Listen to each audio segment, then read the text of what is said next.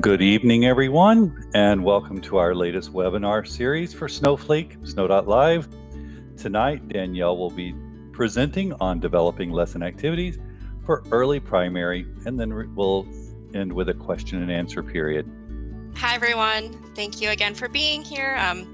So I'm going to go ahead and start by sharing with you my screen for Snow.live.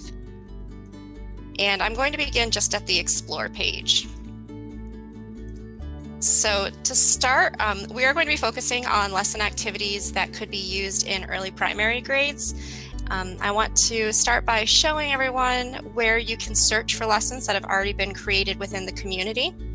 The really great thing with lessons from Snowflake is once you play the lesson, regardless of if it is a lesson you've created or not, that lesson becomes yours and you have the ability to edit and modify it for your students and your needs.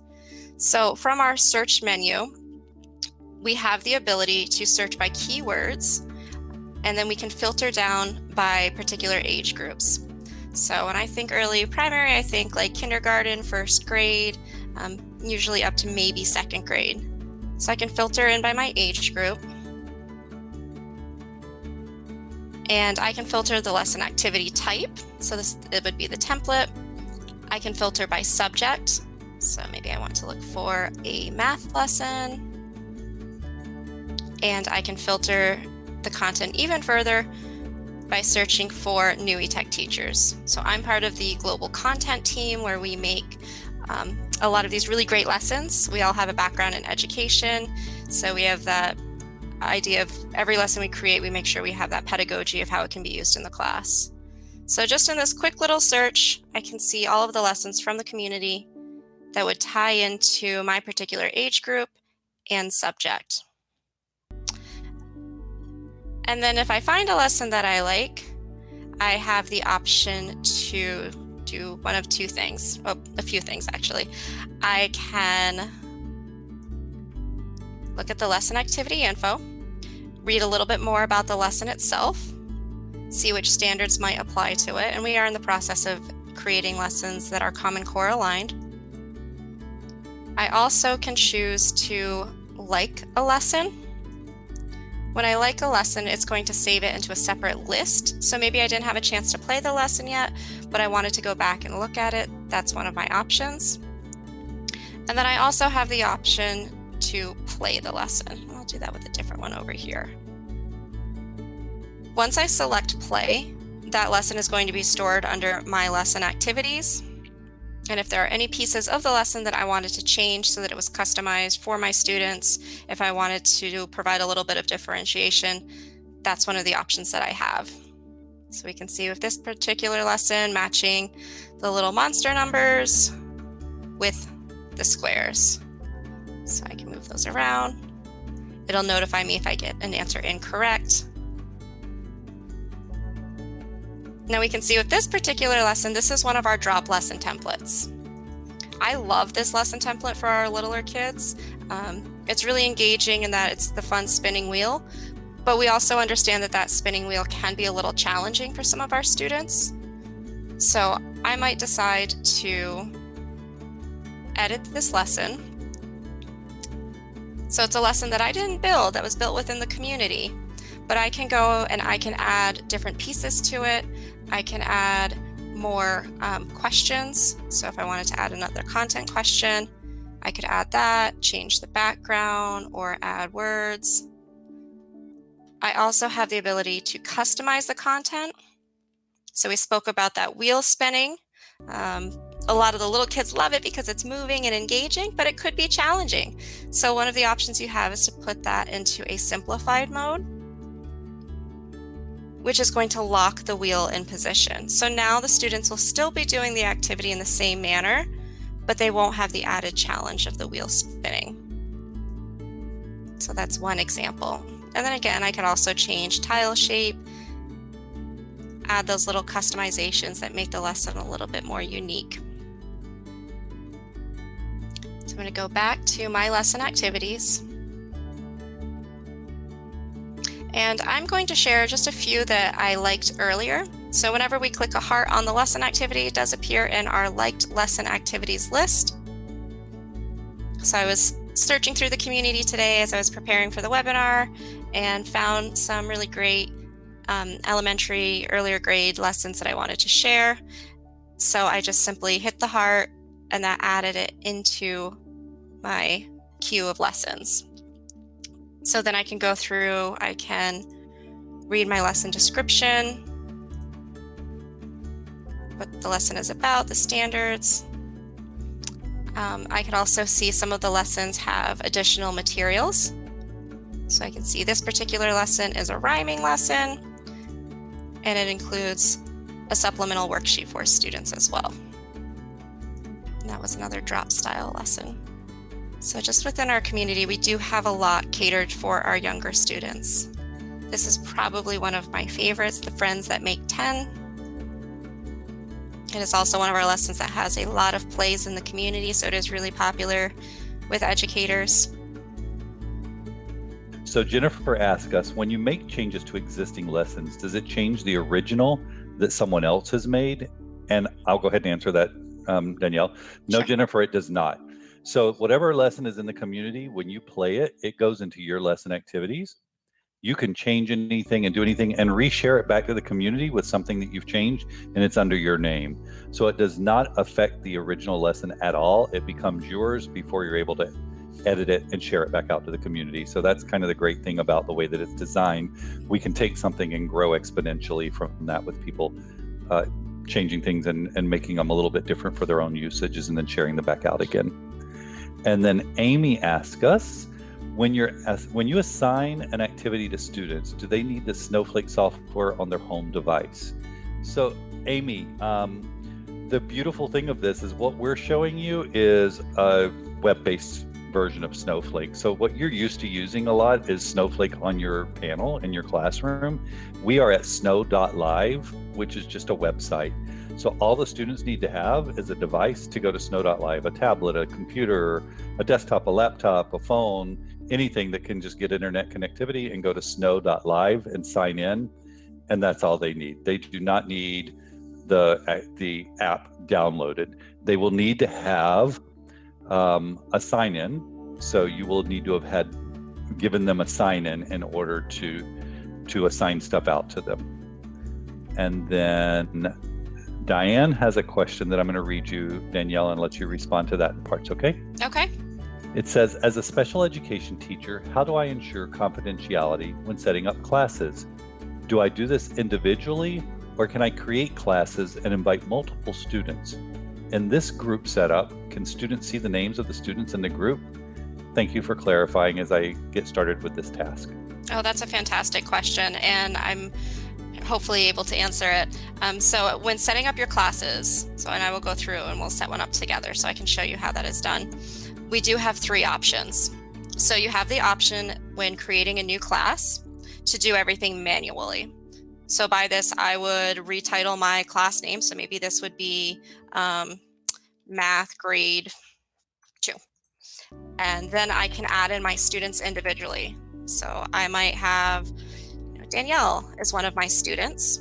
When I select add, I have the option of entering that student by email, or I have the option of selecting that student has no email. So this is really powerful with those younger grade students who do not have access to email yet. When you select that the student does not have email and you add that student, it is going to generate for you a username and a password. My recommendation is copy and paste this onto a document so that you do have access to it, or take a screenshot to send to the student. It is auto-generated, and once you do click off of the screen, it does disappear, so you won't be able to go back and see it. But just by copying and pasting, that's what I did with my 6th graders who didn't have access to outside email. I just made their usernames and passwords and pasted it into a document to hold on to. Now, once you've created your class, if I had several students in here, so let's say I have Jack in this class as well, and Jack also does not have an email.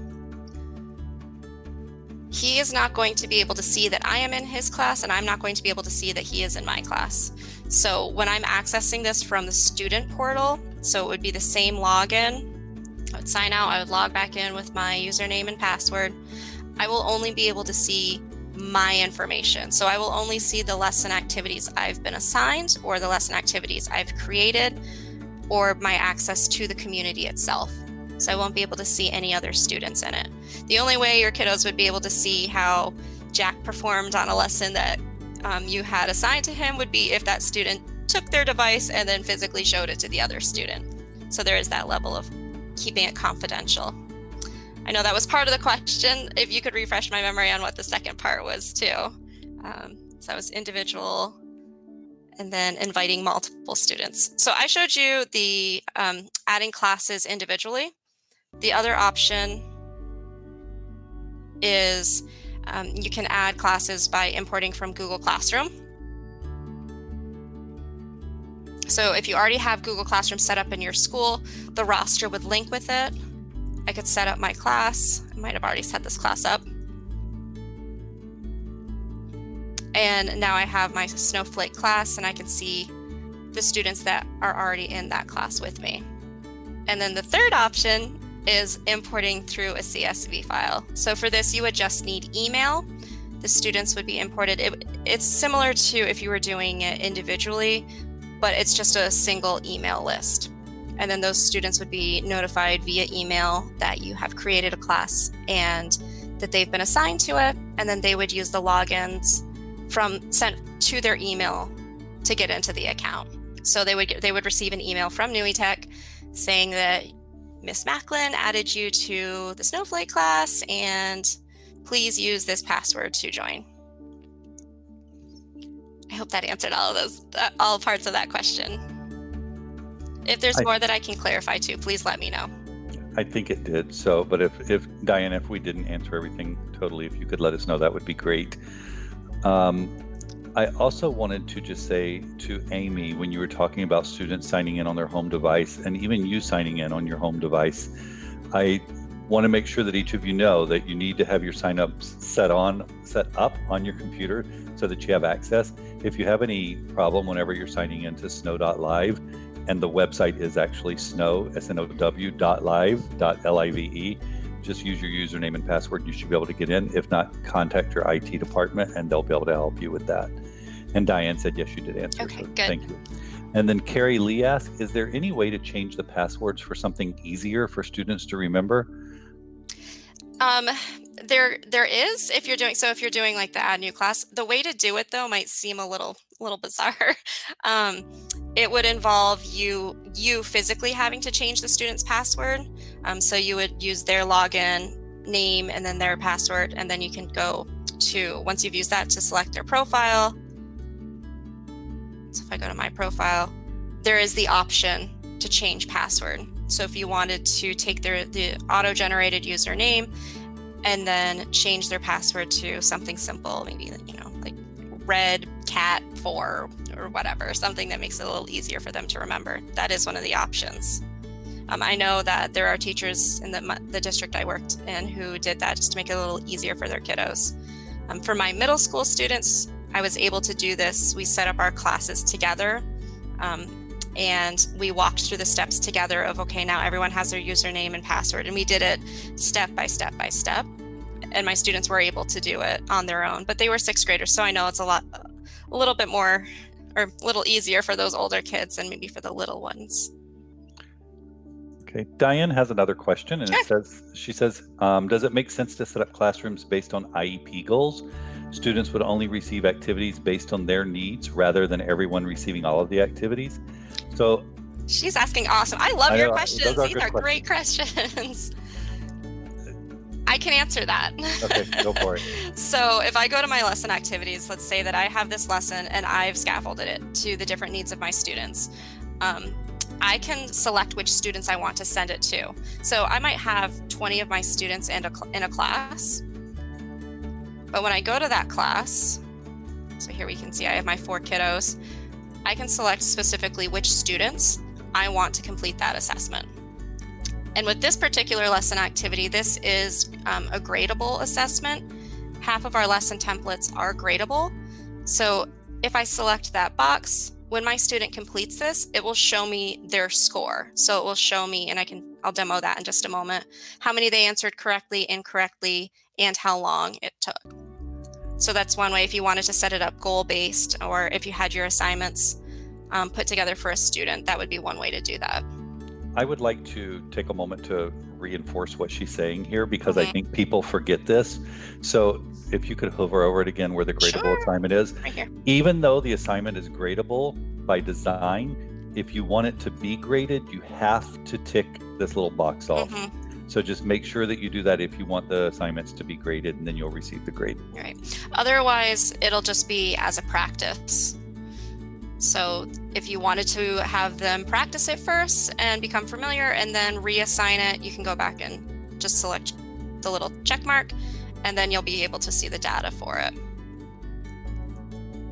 And with all of the assignments that I send to my students, I can check the progress for each assignment as well.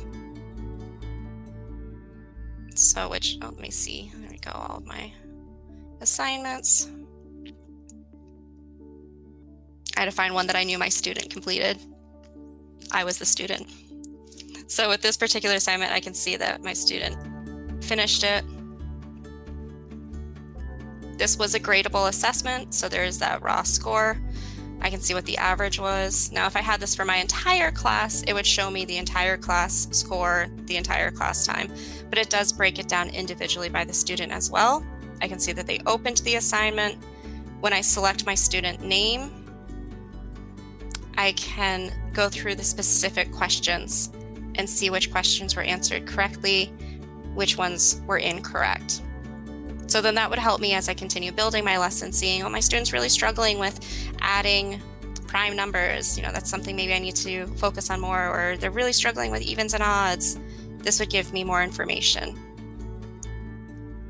And then I can provide for my student. My student would see that same screen. So they would see the answers they had as well once they finished that assignment. And then I can provide for my student individualized feedback. So if there was something additional I wanted to say, I could add that to my student, and my student would get the little note from me as well. Danielle? Yes. Are the scores available in a spreadsheet? They are not at this time. When you open the student's score, this is all you would be able to see, so that we don't have it where you can export each individual score.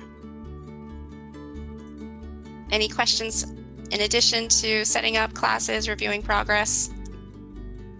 I think we're good. But I'm liking this. We're having a lot of good questions. Yes, this is fantastic. I love when there's lots of questions. Before Danielle moves on, I would like to say there's some stuff that needs to be done in the background for things like spreadsheets to be able to talk to other devices and other softwares. And we are on roadmap developing some of those abilities through OneRoster, which is through IMS Global, probably more than you would know from the technological standpoint as a teacher, but we're on the road of working towards those things. We do have another question from Susan. Great. And it says, as a library media specialist, I teach an entire grade level. How can I easily assign the digital citizenship lessons, particularly for 100 students? Okay, so 100 students in a library, like the media special class. I'm having to let me process this in my head for just a second. So one of the options, like we had said with setting up classes, if you had all of those students let me go and I'll just show you through that. I'm sure through your district you would be able to collect all of the student email and do it through an importing CSV and then add it all to one particular class. That might be a little cumbersome for you to have that many students in one particular class, but you can also assign activities to multiple classes. So the assignments that I send out, I can select the class I want, and then I can send that assignment to another class and another class and another class. So that would be one way to do that. Once you've created accounts for your students though, the other option you have, let me see if I can find a similar lesson to what you did for digital citizenship. So if I go to, just do a quick little search.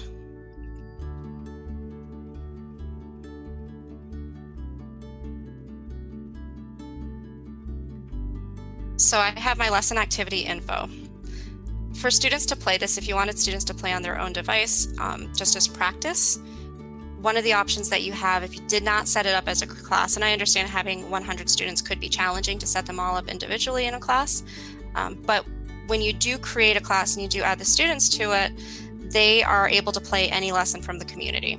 So if you had set up within your district kind of a general Snowflake account for all of your students, the option would be that you could share the lesson activity link on your learning platform. So if it's a Google Classroom platform, you could share that link. The students could go to the link, play the lesson using their login credentials, and do it that way.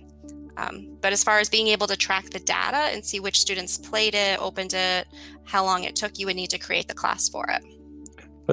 So I'm going to add on a little bit there, Susan. Okay. Susan, I think you probably already have your students set up in classrooms in your other platforms at school. So it would be the same here. And if you use Google Classrooms, you can just import them and then assign it out as you would anything. You can differentiate according to how Danielle was showing that before.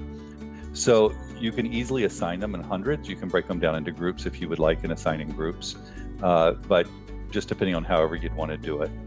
And if we're not answering your question, you want to add something in, we'll be glad to address it. But I have another question from Jennifer. Sure. That said, Jack, I missed the answer. Do students need to have Snowflake software on their devices?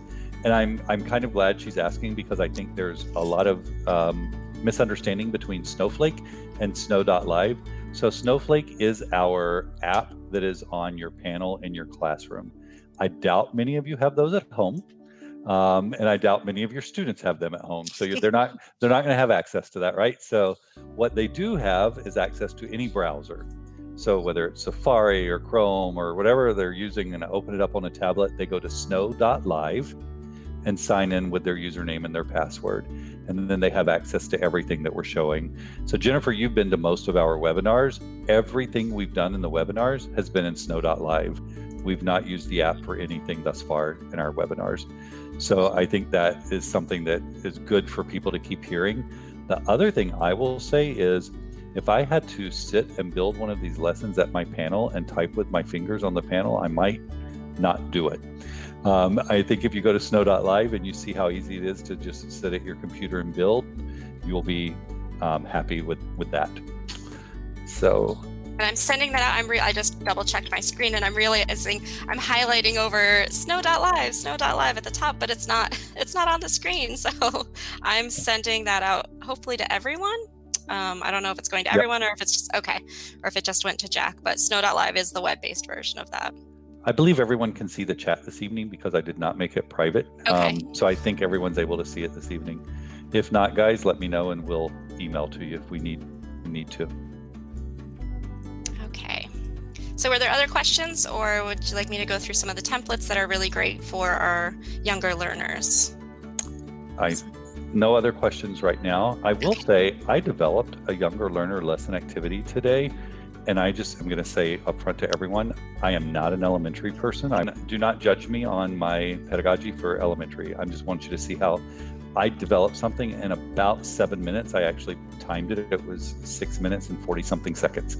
Yep. How easy it is.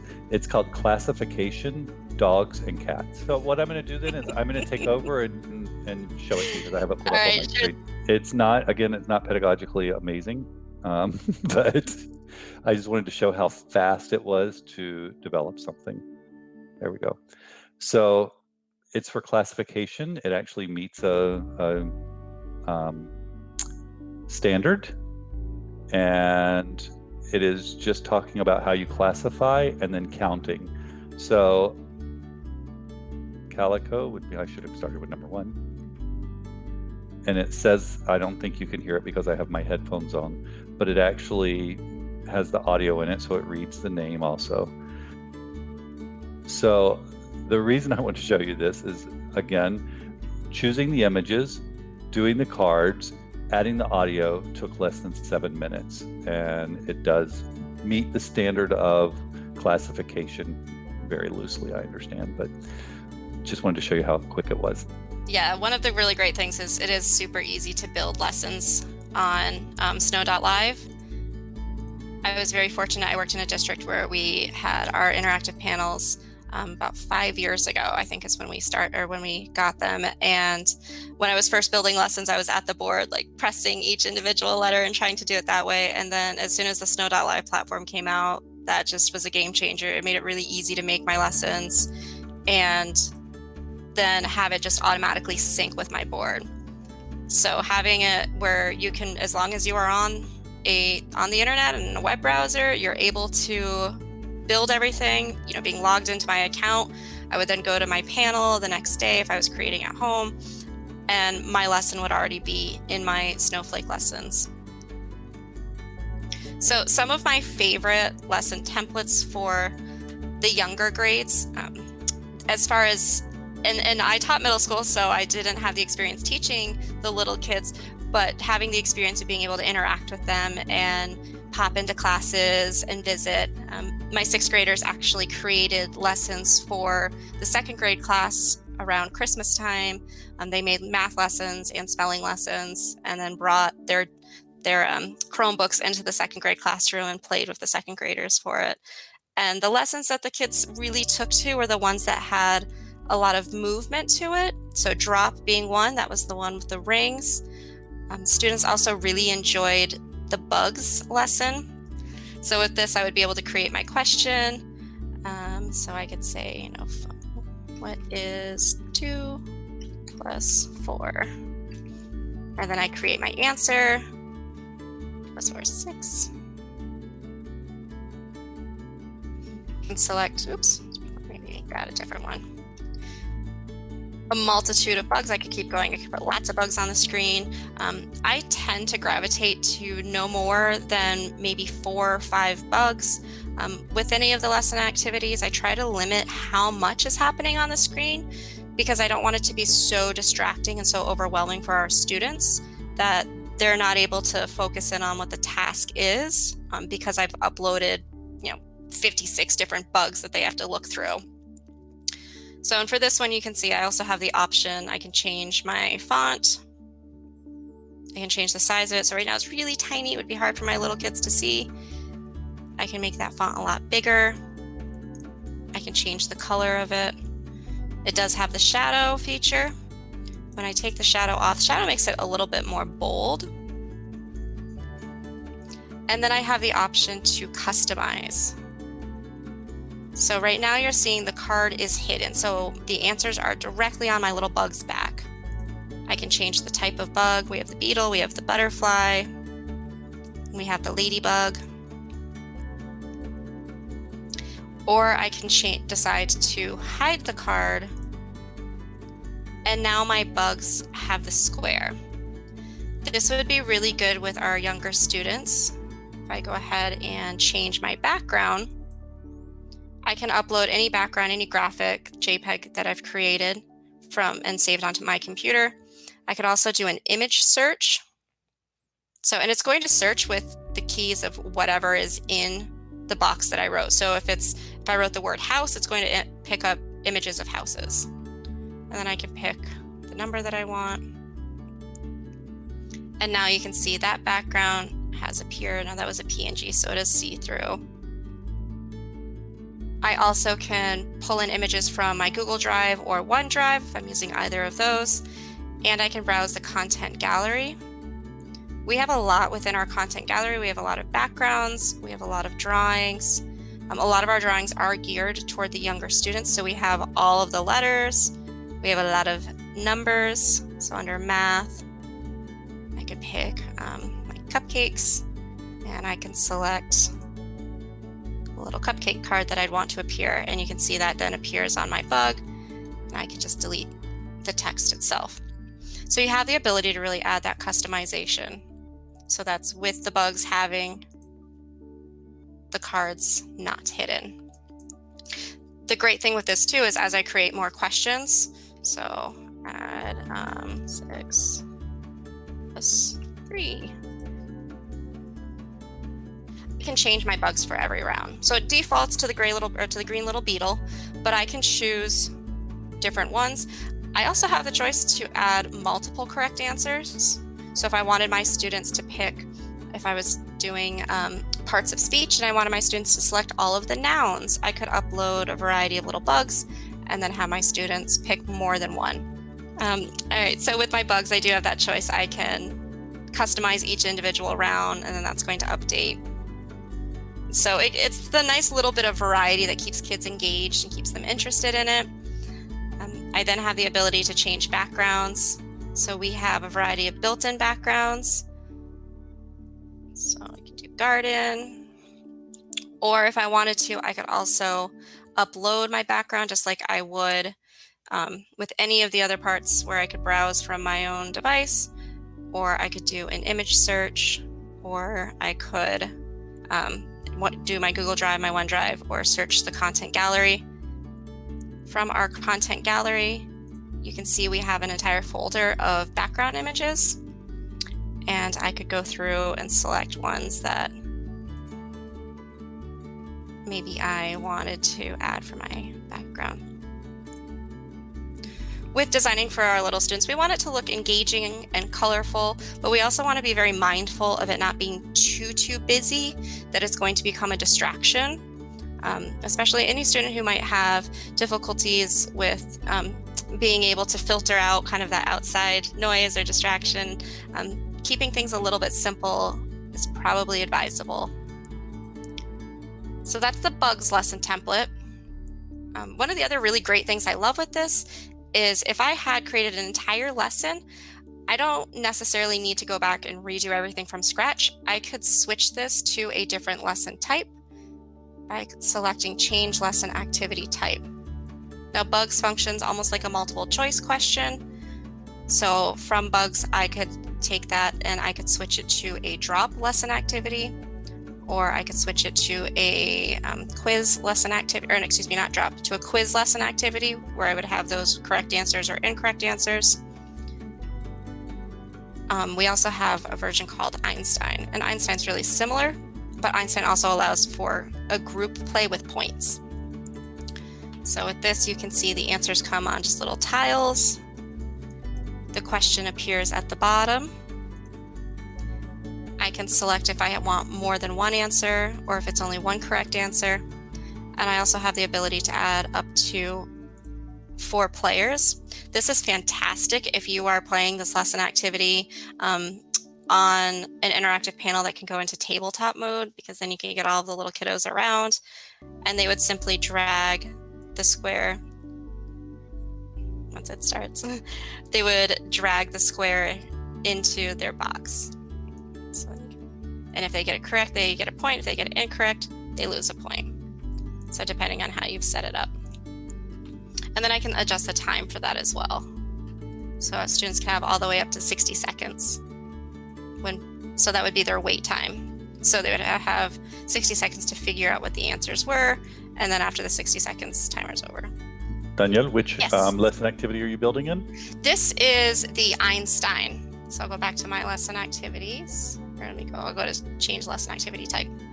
So I started at bugs. I put all my data in it on the bugs lesson activity, and then bugs translates right over to the Einstein lesson activity.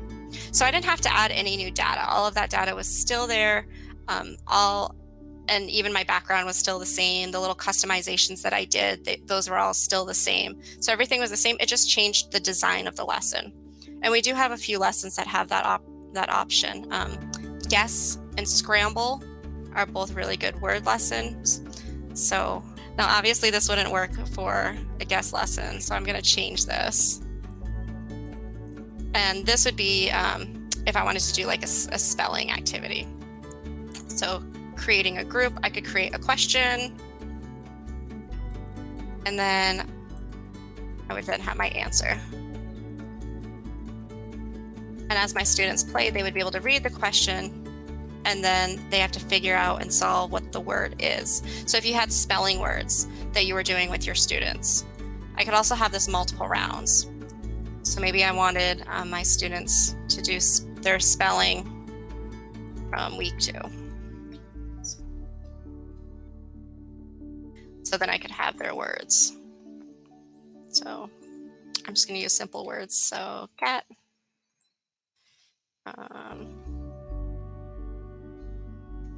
We're doing a little rhyme scheme right now.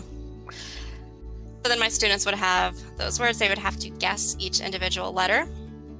If they guess incorrectly, it breaks the heart.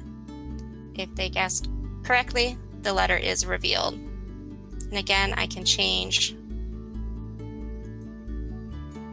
my font.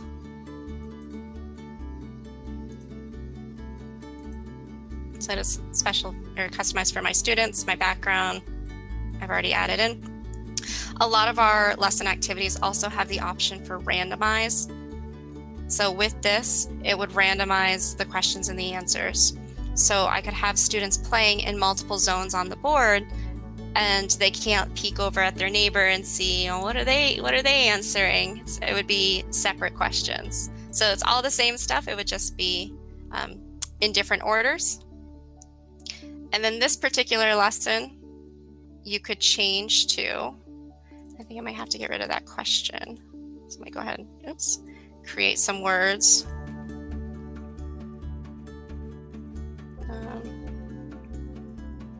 Here. I can take this lesson and I can change this template to the scramble. So scramble would be like a word search. And then I have not had to add any new data. It's all right there. And then I can customize for my students. So for the little kids, I'm not going to want my grid to be too big. I can choose to keep my word list hidden.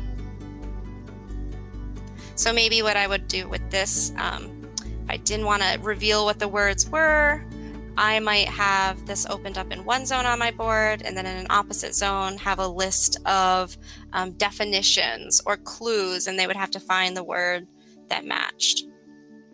And then it's just a simple, oops, a little hard for me to do with my mouse. Oh, wrong one. Just dragging to that particular word. There we go. And again, every time this lesson's played, it's going to be in a different order. So my students can't look and see what the other student is doing. So every time you see as I'm hitting update preview, the letters are jumbling and scrambling. So then my students would have a different experience every time that they played. And then it would just be dragging and dropping, which I'm not sure why it's not doing that for me right now. Let's see if I can find one of these words. Maybe I made it too difficult for myself. Let's reduce it down a little. So the minimum size is 6 by 6 square. Oh. And of course I find nothing. Oh, there we go. Oh, no. Well, you get the idea. There we go. There, and then you can see as they answered it correctly. Thanks, Chad. Can I show something again for just 1 second, Danielle? Of course. So I've been looking at a lot of different resources that are out there because I've been asked to join a couple of groups online to help people through this new paradigm that we have.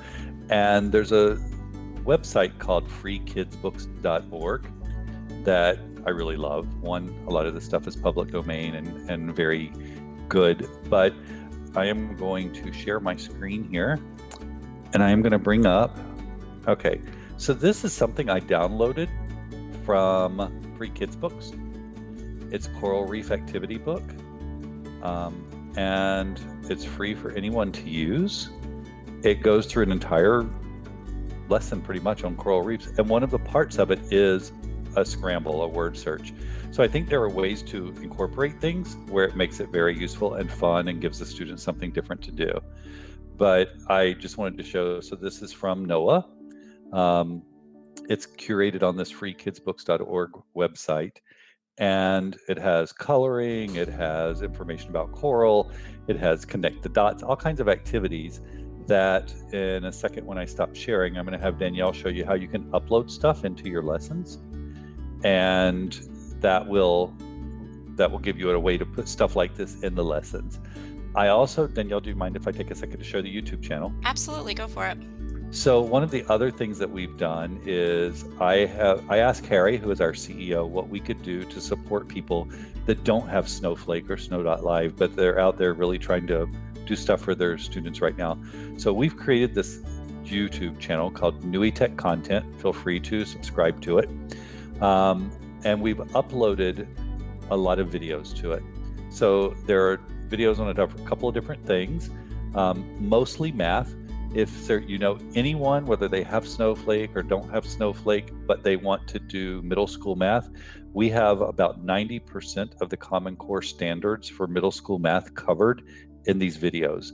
So it's actually a lesson. This one's 4 minutes and 48 seconds long, 4 minutes and 43 seconds. It teaches the standard, and then the teachers could just put something out on Google Classroom or whatever for them to do worksheets on, but they're there for anyone in the world to go on. I've created some playlists. So there's a playlist of just math, so they don't have to go through some of the other. An introduction to Snowflake, so people would know what it is if they do look. And then I actually downloaded one of the children's books that I was just showing you on freekidsbooks.org and narrated it. It's a pre-kindergarten or kindergarten book. It's about 2 minutes long of a narrated book. It's rhyming, and it took about 10 minutes for me to do that. So there's just so many things that we can do and that we're willing to share with you guys and help you with, and wanted to give you a couple of ideas for that. Now, Danielle, if you could show how you might upload something, is that possible? Yes, absolutely. Let me go ahead and back to sharing my screen. So what Jack was talking about, if I had this lesson activity and I was doing the coral reef from free children's books, I could then add that web link so I went to my lesson activity info, where I have the ability to add my description. I can add specific YouTube videos, and then customize when I want those to start and end. And then I can add in any additional outside web links. So it could be a web link to a particular website that I wanted my students to visit. It could also be the link to a Google Doc that I wanted my students to collaborate on or to complete. So really any website, any web link that you wanted, any hot link, you would simply add that in and then title it. And then my students would be able to see that in the lesson activity info. I'll try and show you what that looks like from one of my lesson activities. See if I think I saved one that had an outside link. While she's looking, on this website, it's not all pre-kindergarten kind of stuff. It goes up to some middle school and high school like books also. Today I downloaded Beatrix Potter books, all kinds of stuff. There's one I downloaded on civil rights movement. So there's a lot of stuff out there if you're looking for things to do with your students that need to incorporate reading and print. So this one I know has the lesson activity. So then I would see the links that have been added on. So then those would be available to my students as they played that lesson activity. So we can see these had the additional outside resources. So that's one way to add in additional material. So you really could take this lesson activity and you could build it out to be a full lesson plan. So not just a tiny piece of your day. It could include everything that you would want your students to do for that particular class or to meet that particular standard. So I'll go back to my editing. I also briefly mentioned the ability to add YouTube videos, and Jack told you about our YouTube channel where we have a lot of math content right now. If I knew a particular video that I wanted to add, I could copy and paste that link. I could also search. So if I wanted to search for... you can search NUITEQ content if you want to. Oh, well, that works too.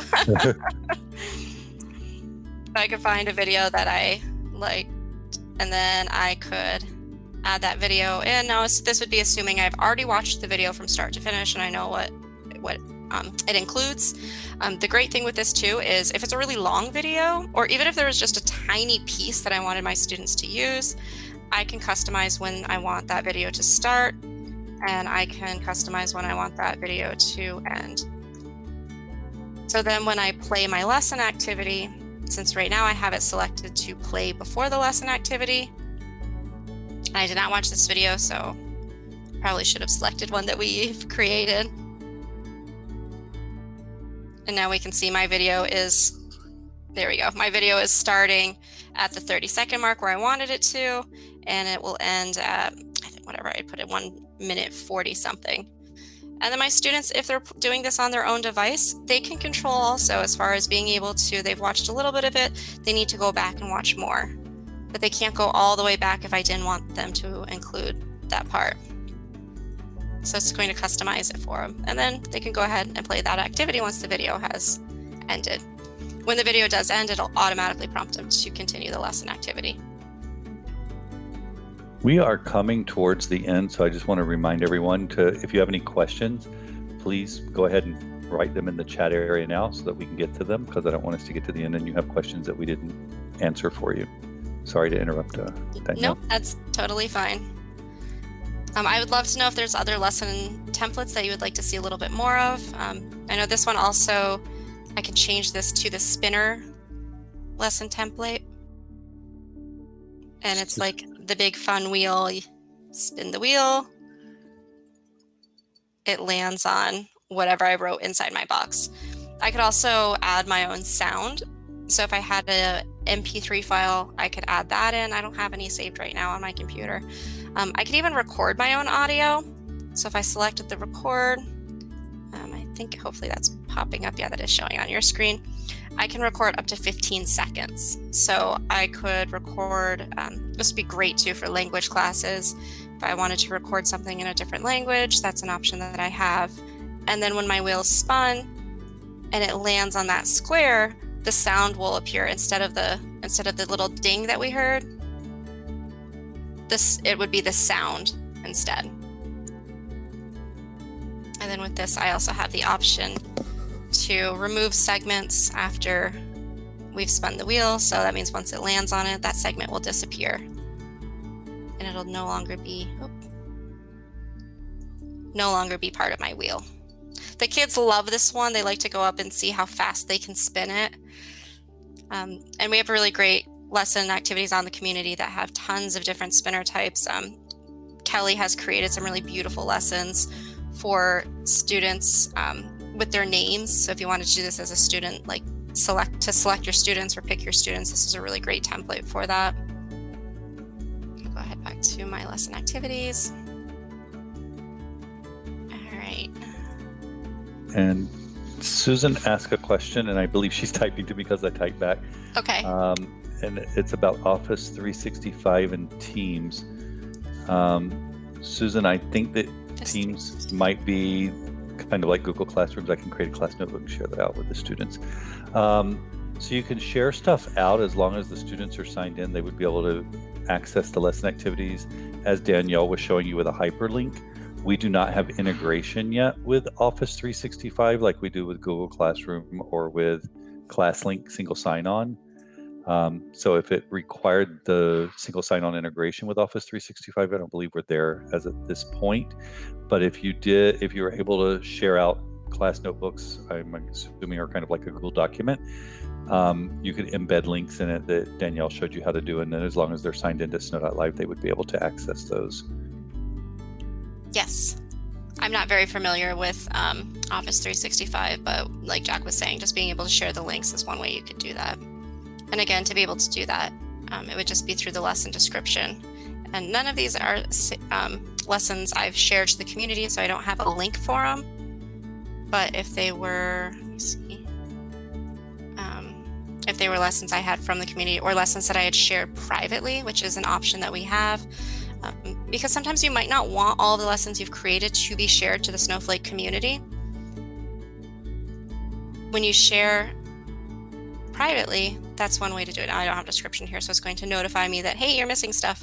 But if I select the option, keep this lesson activity private, so I have it as keep this lesson activity private, it's visible only to me.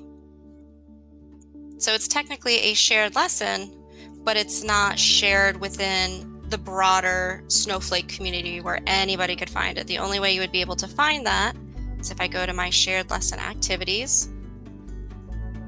And there we can see there's my lesson. I go to my lesson activity info. And now I could provide my students with that link. So if I were doing that on the Office 365 notebook, that would be how I could send that link to my students. So they'd be able to play it just like they would if they searched the community, but it's not on the community, it would just be private. So we are at 2 minutes before the ending of the webinar. Is there anyone that has any burning questions they would like to ask us before we go? And thank you, Susan. I'm glad that works for you. Good. Anything anyone else would like to ask? I'm going to give you a couple of minutes to write while I do the closing. I would like to thank Danielle for preparing for this evening and sharing with us again this evening. My pleasure. I'm very excited each time that we sign on and see different people and new people on that are joining us for our webinars. Tonight we had quite a few new people, so that's great. Welcome to all of you. Danielle, thank you for everything. If there's anything that you need during the interim between this webinar and the next webinar, please feel free to email me at jr@nuitec.com. Again, jr@nuitec.com. And I'll try to get back to you as soon as I can. And I think Danielle has something she would like to share with you here. Sure. So just to, if there's anything that we didn't cover or that you wanted a little refresh on, we do have our Snowflake training videos. If you watched everything from start to finish, it is about 90 minutes, and that includes all of the different apps on your interactive panel. And then if I go all the way down to lesson activity types, I can have a short video. Most of them are less than 90 seconds. So really short videos that go into the specific details about each individual lesson activity type. And then some of the other features we have, such as polls, managing our classes, and then we have some quick tip sheets on the individual lesson activity types too. So these are things to just another resource to help you as you're navigating through using Snow.live. And then the last thing, and then I'll let everyone go, that I'd like to share. Go ahead and switch to another screen. Is we are doing a Twitter challenge. So we're encouraging all of you, as you're getting more familiar with using Snow.live and using it in your classroom, we are encouraging you to share what you've created and what you're building. And we have a Twitter challenge going on. Can everyone see that? Good. So we're just asking if you want to create a lesson activity, share your lesson activity on Twitter, and then tag it at NUITEQ Snowflake for your chance to win a goodie bag for you and your classroom, which I'm sure would be a very welcomed treat when you are finally able to return to those kiddos, and in addition to all the big hugs and squeezes that you'll probably give them too. So this is just something we've got going on. We are extending the date just so that more people have an opportunity to participate, and we would love to see some more involvement and sharing. And you can just share your lesson activities once you've uploaded them to the community. There's the option to tweet those lesson activities as well. All right. Thank you very much, everyone. We very much appreciate it. You spent an entire hour with us, so I know it's a lot of time. Again, let us know if there's anything we can help you with, and have a wonderful week that's coming up. Have a great week. Bye, everyone. Thanks again.